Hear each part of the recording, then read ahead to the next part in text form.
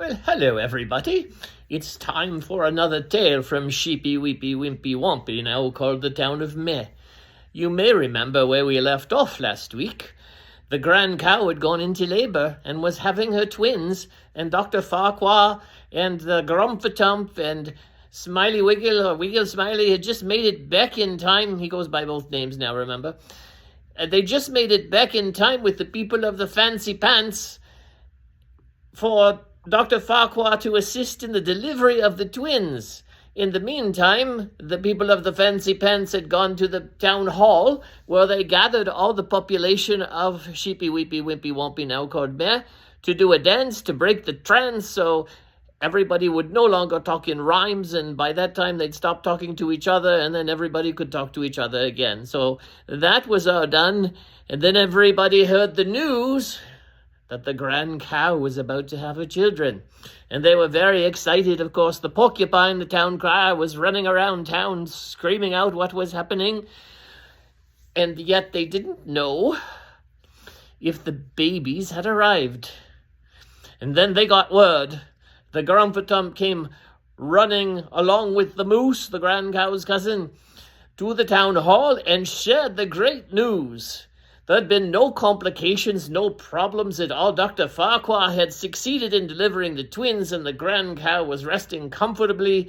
And by that time, of course, her mate, Mr. Bull, had also arrived to be by her side as the twins were born. And guess what? They shared the names of the twins, and the twins were named after the grandmother and their grandfather, because the twins were actually fraternal. They were a boy and a girl. I would have you meet Frank, the boy twin, and Frances, the girl twin. She's a little smaller, but they'll grow in size, I'm quite sure. And they are doing very well, I hear. So everybody was super excited and could hardly sleep that night. But because of all the excitement with the people of the Fancy Pants, who were continuing to dance in celebration, as were the rest of the town, until they just got so tuckered out, they all went to their homes, humans and talking animals alike, and they just slept through the night until they heard a noise. And the noise was two baby calves crying in the middle of the night because they were hungry, of course. And so the mother would feed them.